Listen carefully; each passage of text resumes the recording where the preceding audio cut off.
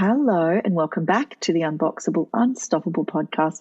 I have with me today a very exciting guest who, as usual, I haven't met before. So it's always wonderful to talk to people I've not met before on the podcast. And this is Dr. Shamieka Dean. And Dr. Shamieka, please tell me, where are you in the world? I am actually in Clarksville, Tennessee. Oh, nice. Okay, Yes. That's funny. Tennessee's been coming up a bit for me lately. One of my dear friends just married a pastor, actually Oh, wow. a Black pastor who lives in Tennessee. She's Australian and she is an actor and was living in LA. And so it keeps coming up for me. That's so funny. Have you always lived in Tennessee? No, I'm actually from Arkansas. So Tennessee is where we relocated to because my husband is ex-military. And the military base is in Kentucky, which is across the street. So from Tennessee. So we just decided to stay here after he got out of the military. Oh, great. And tell me, Shamieka, have you been married for a long time? Yes, 16 years. We celebrated 16 years, September 7th. My husband and I have an interesting story because we actually divorced after 7 years and then remarried. What? That's amazing. Yes. What happened? A lot. But really just, when we married, we were both young. We didn't know anything about marriage.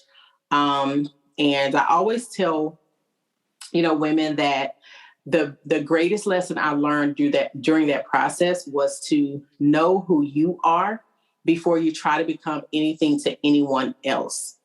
And that was the greatest lesson I learned, and really learning how to love myself first so that I didn't expect my husband to do things like make me happy or fulfill me or any of those things, but finding that joy and that love within so that we would be assets to one another and we could grow and evolve together versus us needing, one another in a way that was actually unfair, to the other person, to expect for them to do something that you should be able to do on your own. So.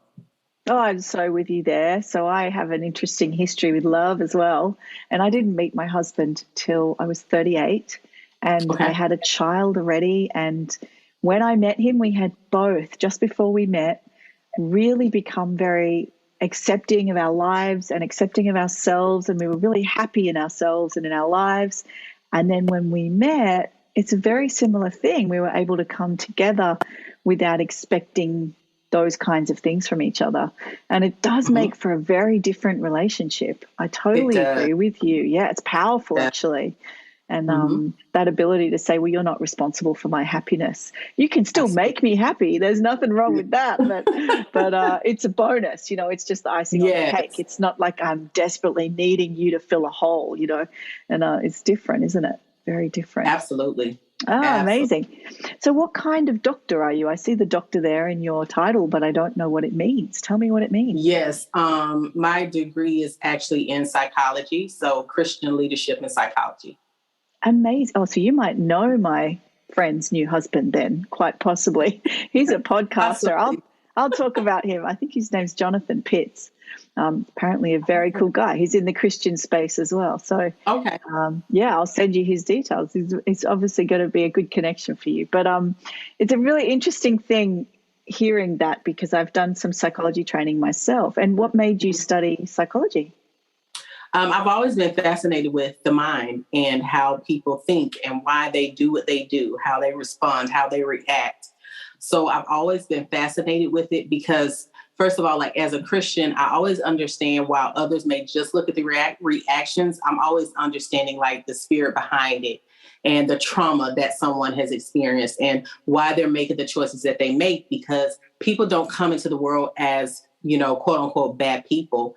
There are situations that have happened in their lives. And because of that, there is a reason behind every reaction. And so I've just always been fascinated with that and wanting to know, not being so quick to just throw people away or just specific, just say that, oh, they're a bad person, but really wanting to understand what led them to do what they did to begin with. So that started my journey. It's the hurt people sort of thing. Yeah, I Yeah. really agree with that.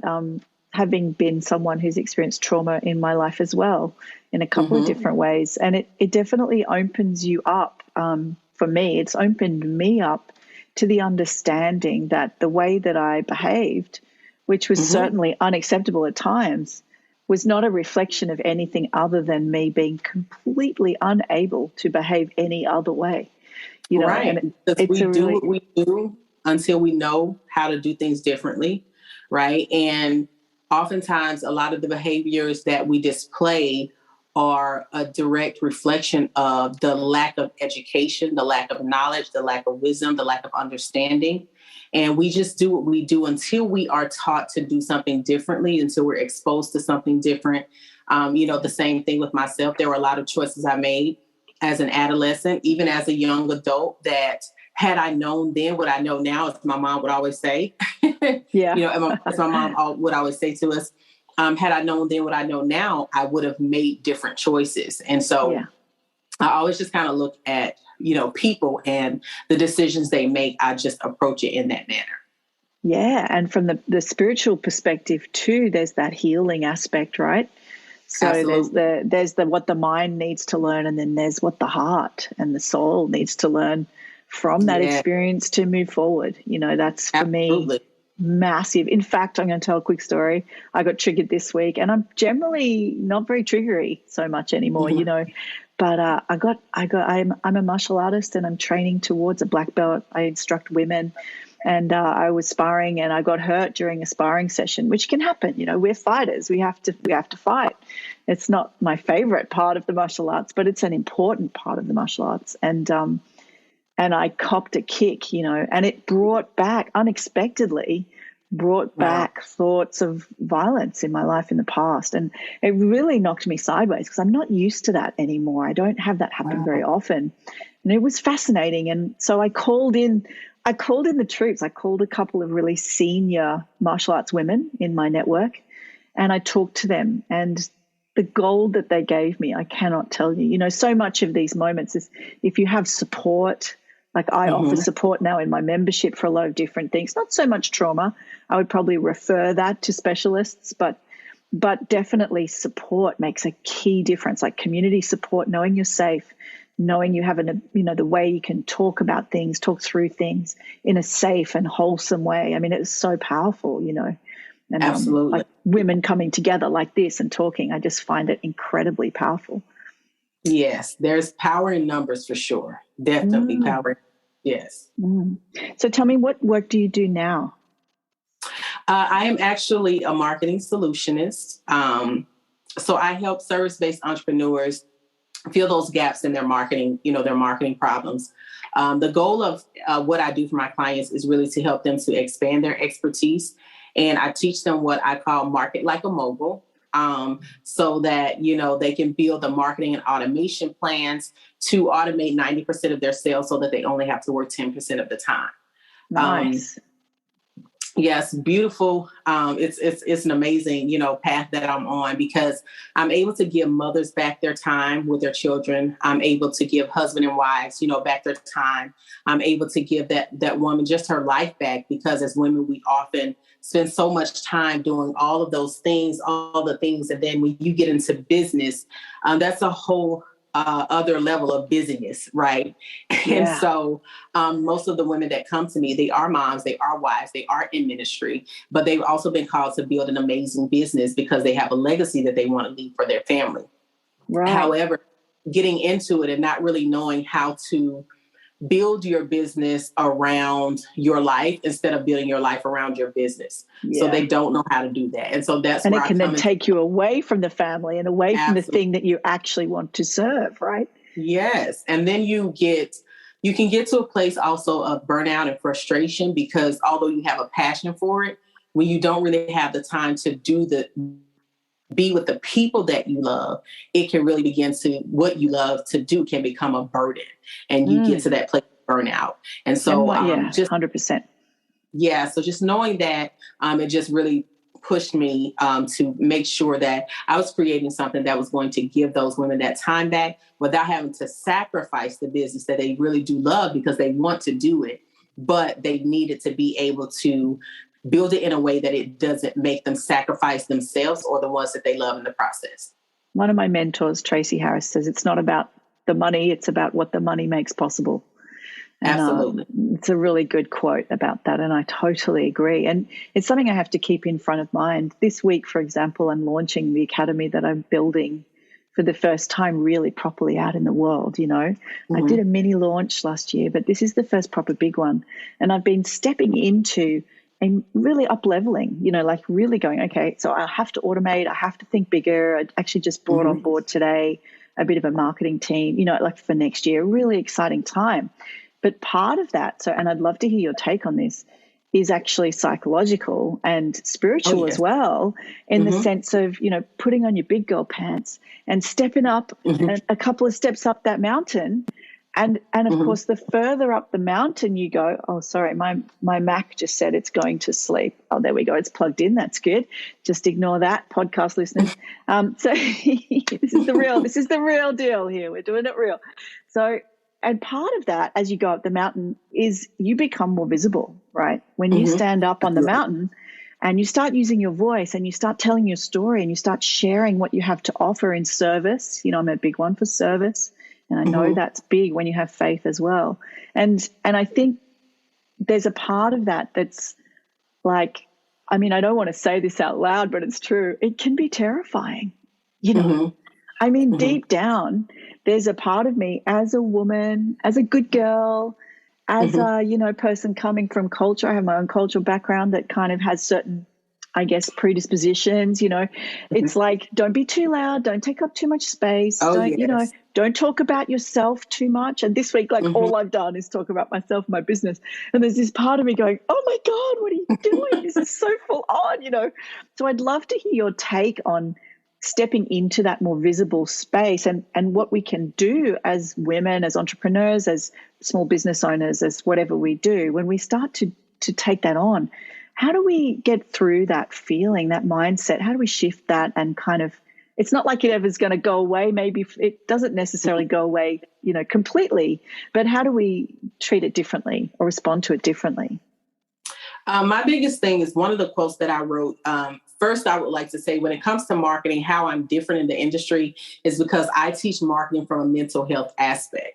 So although I teach you strategies and all of the tips and tools and all the automation things that you can put into place, I understand that mental health, your mindset is really the foundation and the cornerstone of how successful you're going to be, how long you'll have that success and all of those things. So I teach marketing from a mental health aspect. And so one of the things that I teach when my clients come in is that belief systems become birthing systems, right? Yeah. So when you begin to believe that, you don't deserve to be in the spotlight, you don't deserve to be out front, that what you're saying is invaluable, you have to really evaluate those belief systems to really identify if that is really your belief system or if that was a belief system that was adopted from someone else's fears or someone else's. This is so true, because we take stuff on and we internalize it, and then actually those people could be long gone. Like the person that gave you, that planted that seed, that could have been someone when you were, you know, 3 years old, and they could be well long, and it could be a really outdated concept. And yet we do tend to take those things on deeply, and then it's ourselves holding back ourselves, isn't it? Absolutely, because whatever you believe becomes your truth, whether it is the truth or not. When you believe it, it becomes your truth. So if you believe that your only place is in the kitchen or your only value is found in your ability to birth children, whatever you believe becomes true for you until you garner new information, which is about renewing of the mind. When you renew your mind and you are, you know, your mind is now imparted with new truth, right? New information, then you can change your belief system. So first things first is you have to make sure that the belief system that you are living by is true, right? Oftentimes 90% of it is a lie that someone told us based on their fears or failures. And then you have to be willing to adapt or, you know, get new information in.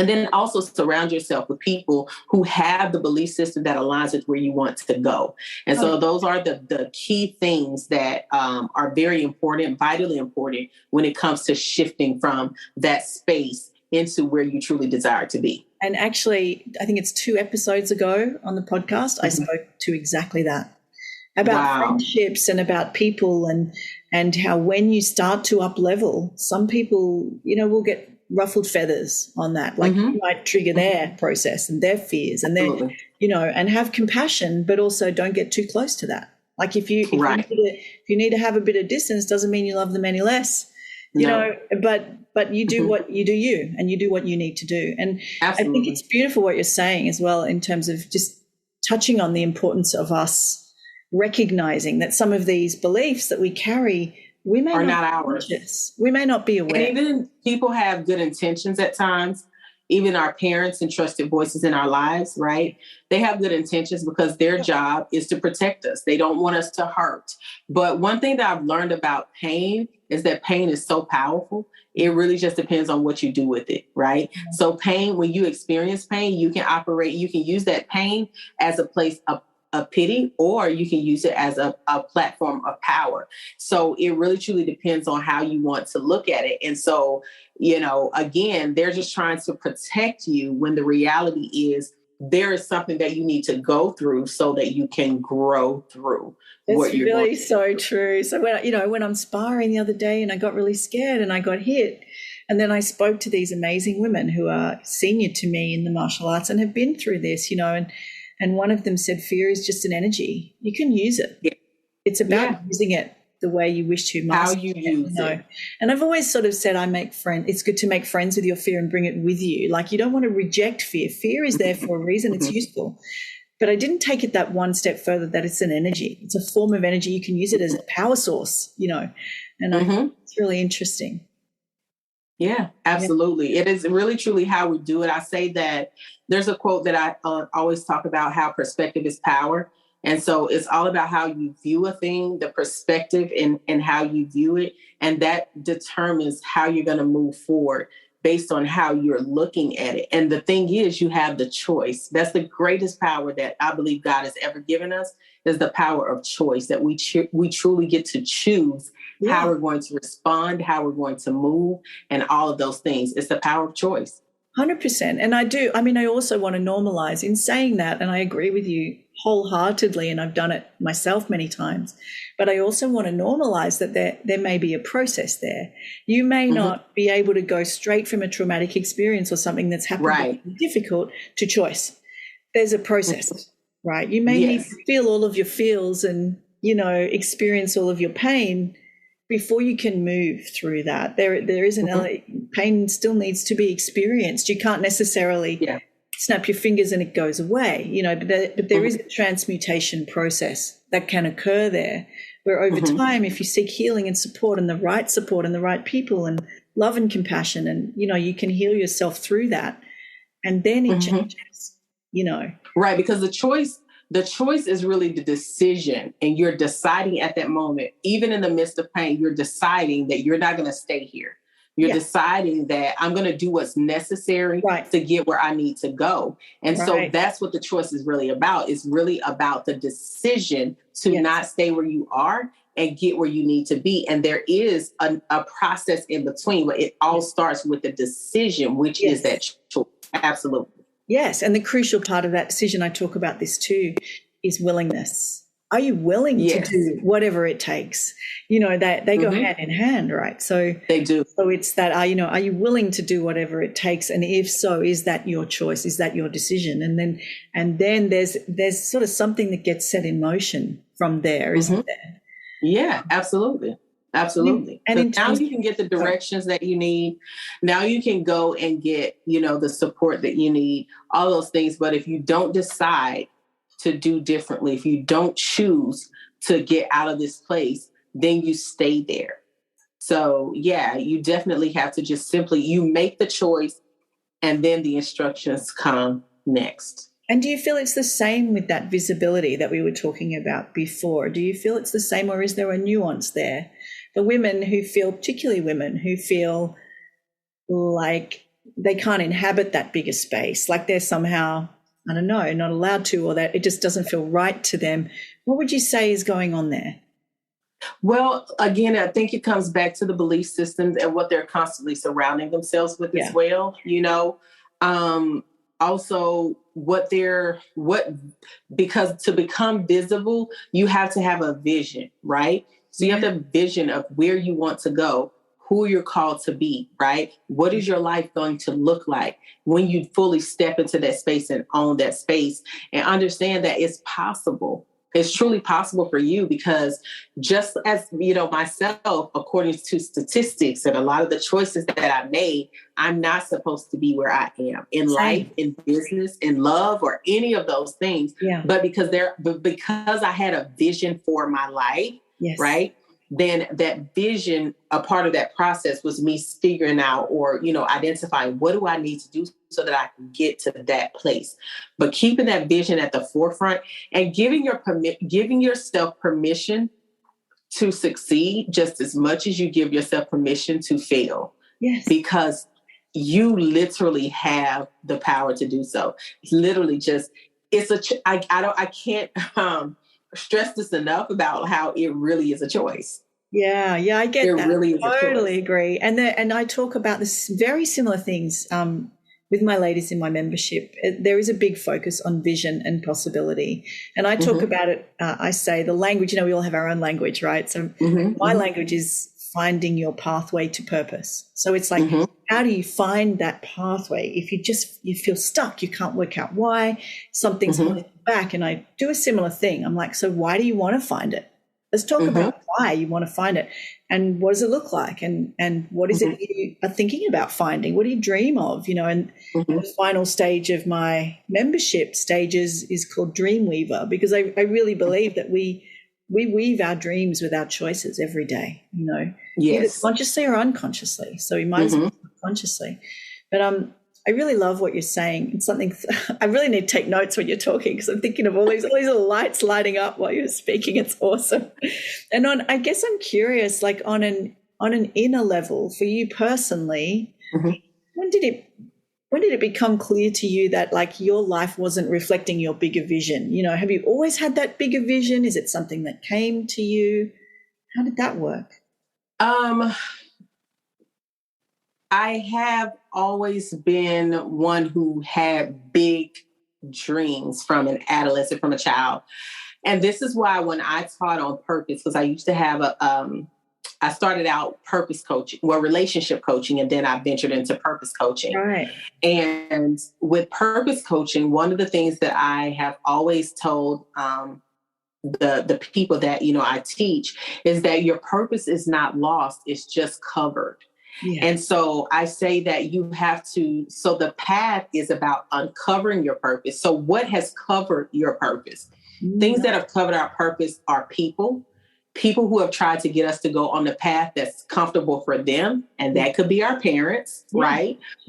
Pain of our past, those things that have kind of crippled us or paralyzed us and said that, no, don't do that because it's going to be painful, right? So those things really truly play an intricate part in smothering and covering up our authentic purpose.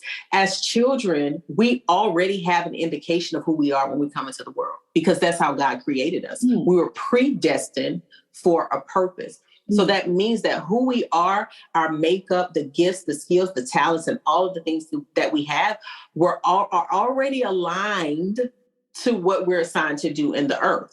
What happens is, we know who we are until the world tells us who we're not. And they tell us who we cannot become. And they tell us who we shouldn't be because of their own rejection, their own fears, their own failures, their own pain.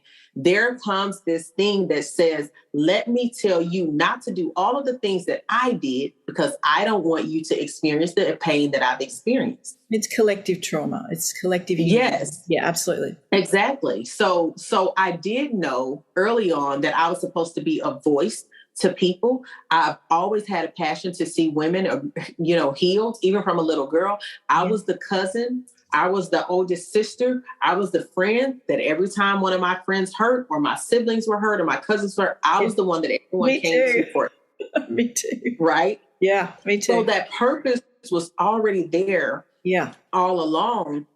But when I was growing up, doing what we do now was not a thing. No, it was not. It was not an option. There was no opportunity. So the path that I was originally supposed to go on was derailed because my mom couldn't see what I was purposed to do. The teachers couldn't see because there was not a path that they understood, but God always had the plan. And so he just allowed things to be rerouted, so that I would still get where I needed to be.